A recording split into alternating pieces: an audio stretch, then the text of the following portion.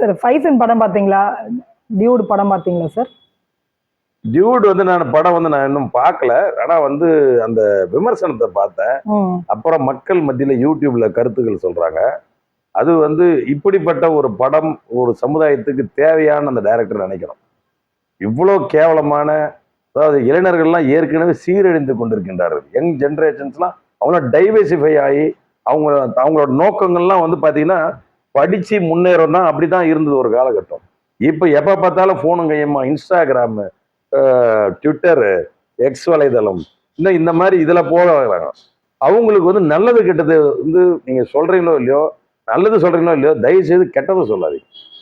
ஏன்னா இப்படிப்பட்ட ஒரு தரமற்ற படம் மக்களை திசை திருப்பி இளைஞர்களை தவறான வழி காட்டுதல் வரும். அந்த படத்தில் வந்து பார்த்தீங்கன்னா அந்த விமர்சனத்தை சொல்கிறாங்க, தாலி ஒருத்தன் கட்டுவானா, குழந்தை ஒருத்தன் பெற்றுப்பானா, அதுக்கப்புறம் வந்து இன்னொருத்தன் வந்து அந்த குழந்தைய ஸ்கூலில் சேர்ப்பானா.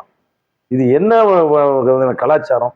தமிழக கலாச்சாரத்தையே மாற்றி இது அவங்க வீட்டில் பண்ணுவாங்களா? இந்த டியூடு அந்த படத்தை நடிச்ச ஹீரோவும் இல்லை அந்த டைரக்டரும், அவரு இவர் தானே டைரக்டர், கீர்த்தி. ஆமா, அவரு எனக்கு தெரிஞ்சு அவர் எங்கேயாவது போனாருன்னா தயவு செய்து அவர் பாதுகாப்போட போக சொல்லுங்க. கண்டிப்பா உதவாங்குவார்.